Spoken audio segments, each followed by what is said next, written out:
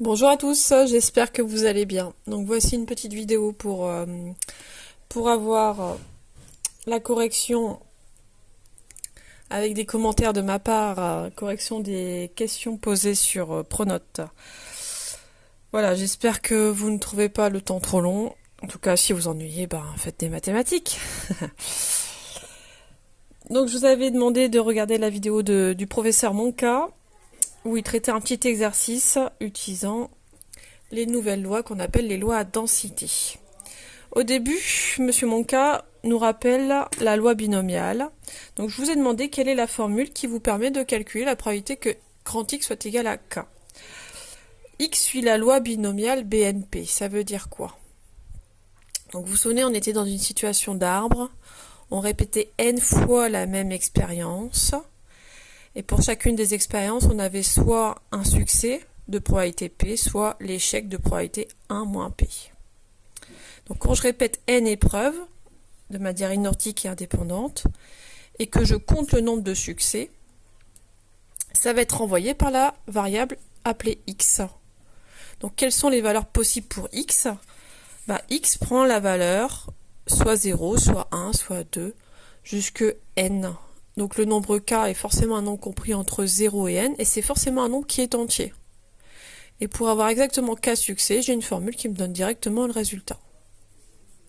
Voilà, donc on est dans un contexte particulier où on a une formule qui vous donne la probabilité pour cette variable aléatoire selon la situation. Donc par exemple, si je fixe n égale à 2, je répète deux fois la même expérience et la probabilité de mon succès est fixée à 0, 1.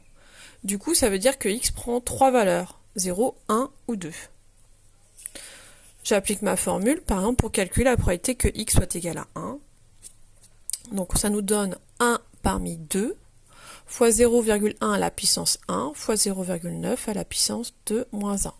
J'ai remplacé k par 1, ici et là, et également là, et j'ai remplacé n par 2.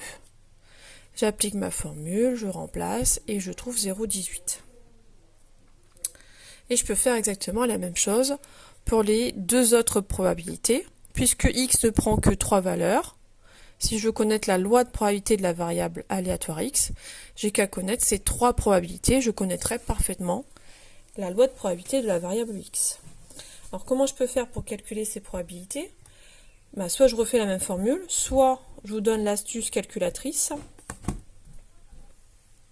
Donc prenez votre calculatrice parce qu'elle va vous donner directement le résultat. Alors on va l'allumer et on va l'utiliser en mode distribution.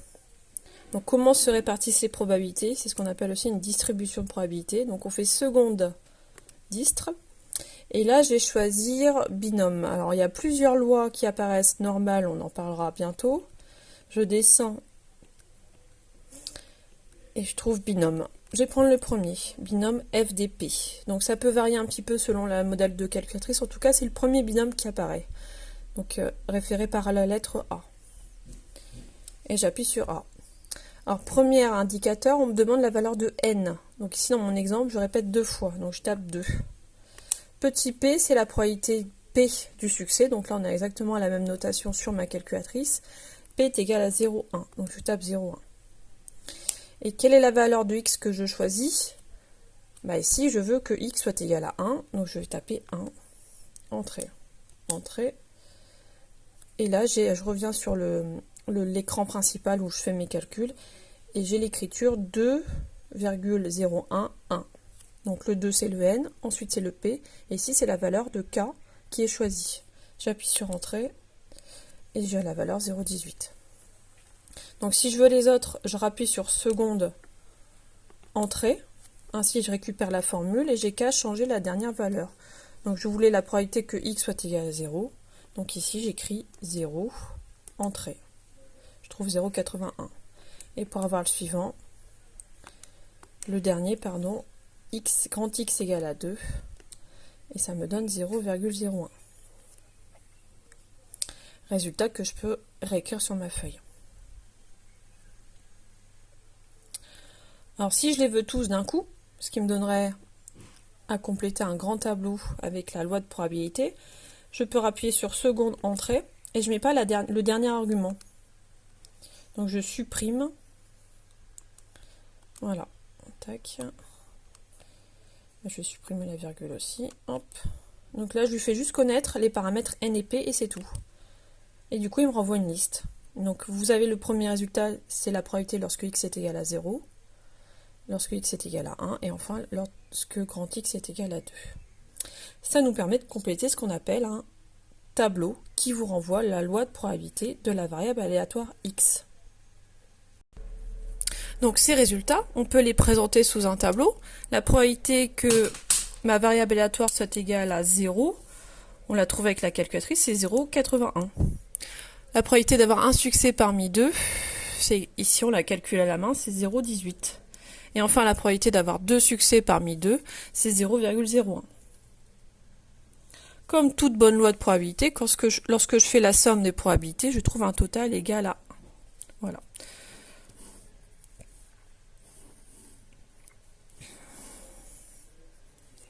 On peut aussi schématiser la situation par un graphique.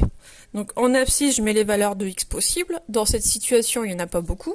Soit j'ai la valeur 0, soit j'ai la valeur 1, soit j'ai la valeur 2. Et je leur fais correspondre la probabilité. Comme ça, d'un seul coup d'œil, on va voir comment se distribuent les probabilités, comment se répartissent les probabilités sur les valeurs. Donc pour 0, on a dit que c'était 0,81. Autrement dit, c'est très très fort. Pour 1, on est à 0,18, donc presque 0,2. Donc bon, c'est pas très précis, mais en tout cas, ça donne une bonne impression de la façon dont se répartissent les probabilités. Avoir exactement 2 succès sur 2, c'est très très faible, 0,01. On va avoir un tout petit bâton. Voilà. Ainsi, on représente d'un seul coup d'œil, on voit que tout est concentré sur la valeur 0. Donc, il est très probable d'avoir 0 succès. Ça se voit graphiquement. Donc là, on a un terrain connu. C'est ce qu'on a fait en début d'année. La variable x prend un nombre fini de valeurs. Ce sont des valeurs qui sont isolées. On peut changer complètement de contexte, et là je me réfère à ce que j'ai lu dans vos réponses. Merci de me répondre dans les discussions, ça me permet d'adapter mes réponses dans mes vidéos et dans la suite de mon cours. Ça me permet de vous dire que la variable x peut prendre des valeurs qui ne sont pas des nombres entiers. Si x est un prix, on a fait ce genre de situation, ou encore dans mon cours du début d'année, je parlais d'un gain. Les nombres ne sont pas forcément des entiers. Si j'ai un gain qui peut être 10,50 €, 21,75 €, pareil, je peux très bien créer une loi de probabilité de mon gain. Donc là, j'ai deux valeurs que je note GI, la valeur G1, la valeur G2. Et si j'ai une loi qui est équi répartie, encore un autre type de loi, les probabilités de chacune de ces valeurs vont être identiques, c'est-à-dire 1,5, 1,5. Et j'ai toujours un total égal à 1. Voilà. Alors, qu'est-ce qui change avec le nouveau chapitre? Dans le nouveau chapitre, la variable aléatoire g ou grand X, elle va varier de manière continue dans un intervalle. Autrement dit, les valeurs de x ne sont pas isolées.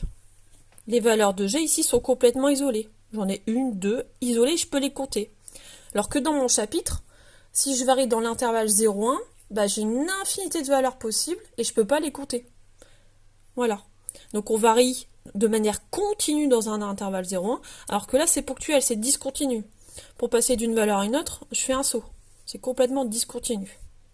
Voilà.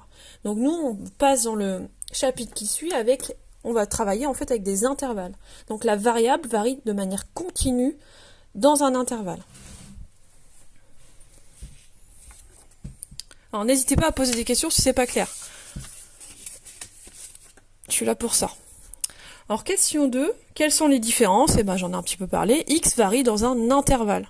Désormais, X peut prendre une infinité de valeurs, alors qu'avant ça prenait un nombre fini de valeurs. Du coup, pour représenter la loi de probabilité, on ne peut plus utiliser un tableau de valeurs. Non, on ne peut plus représenter un tableau de valeurs. Et si on veut schématiser avec un graphique, il faut donner en fait des images à tout un intervalle. Du coup, on va prolonger un petit peu cette idée à l'aide d'une fonction qu'on appelle une fonction de densité. Voilà. Donc la loi de probabilité ne sera pas définie par quelques valeurs, elle sera définie par une fonction qu'on appelle une fonction de densité.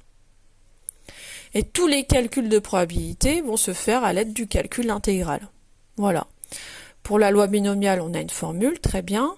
Si je lance un dé, comment je faisais? Je comptais le nombre d'issues possibles, le nombre d'issues favorables divisé par le nombre d'issues possibles, ça me donnait la probabilité. Tout ça, c'est écarté. Maintenant, on va utiliser une fonction. C'est elle qui nous répartit les chances, c'est elle qui nous répartit les probabilités sur tout un intervalle. Cette fonction, il faut le savoir, elle a 3 propriétés. Ça doit être une fonction continue sur l'intervalle considéré et positive. Voilà, continue parce qu'on est en présence de calcul intégral. C'est automatique pour faire du calcul d'intégrale, pour chercher une primitive. Positive, dans le contexte, c'est évident. Toutes les probabilités d'un événement sont des nombres qui sont positifs. Et enfin, comme toute bonne loi de probabilité, lorsque je fais le total, ici ou là, la somme des probabilités doit être égale à 1. Ça veut dire que l'aire sous ma courbe doit être égale à 1. Ce qui veut dire que l'intégrale de la fonction est égale à 1. Donc voilà par exemple une brave fonction de densité définie sur l'intervalle AB. Ça veut dire que la variable x prend n'importe quelle valeur de l'intervalle AB.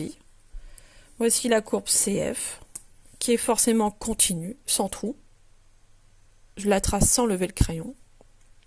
Elle est positive, puisque sa courbe est au-dessus de l'axe des abscisses.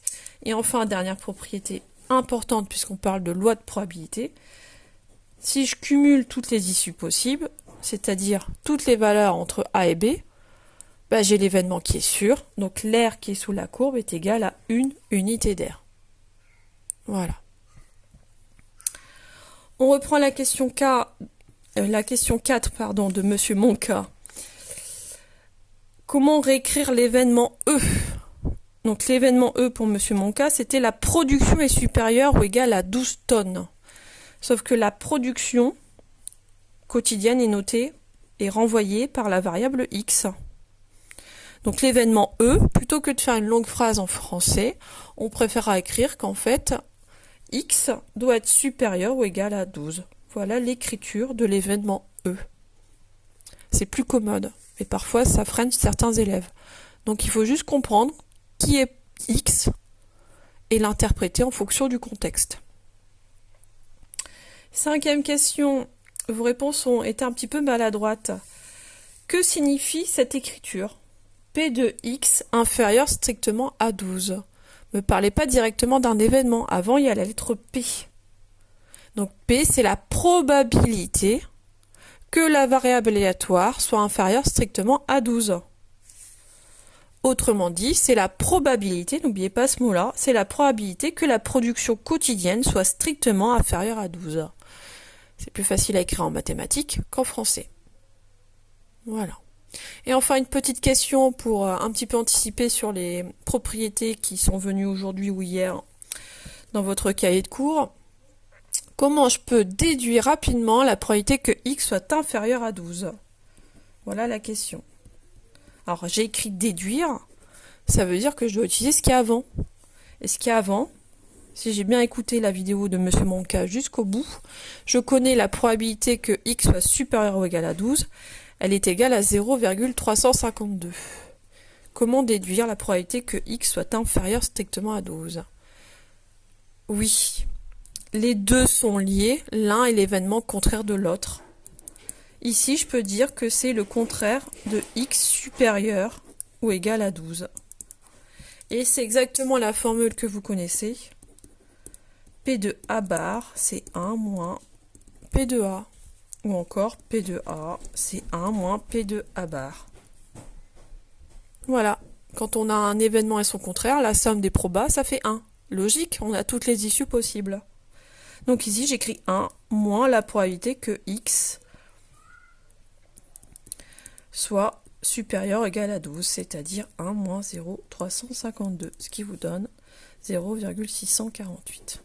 Voilà. Le petit corrigé oral est fini. J'espère que ça vous a plu, j'espère que j'ai été claire. C'est difficile de travailler en aveugle. Je suis très contente de voir que certains réagissent sur Pronote, que certains me renvoient des commentaires, parfois négatifs, parfois positifs. En tout cas, n'hésitez pas à me faire part de vos difficultés et j'aimerais confier une mission à vous tous. Allez chercher les copains qui ne vont pas voir les vidéos YouTube et qui ont peut-être baissé les bras. La situation est difficile, je l'entends, mais il y a des choses qui sont accessibles, surtout en début de chapitre. Dans 2 semaines, je dirai pas la même chose sur ce chapitre. Mais là, c'est vraiment encore le début, les bases, et c'est les bases qu'il faut saisir pour espérer poursuivre par la suite. Donc je vous donne une mission. J'aimerais bien que les vidéos YouTube atteignent 70 vues, puisque 70 élèves sont concernés par ces vidéos.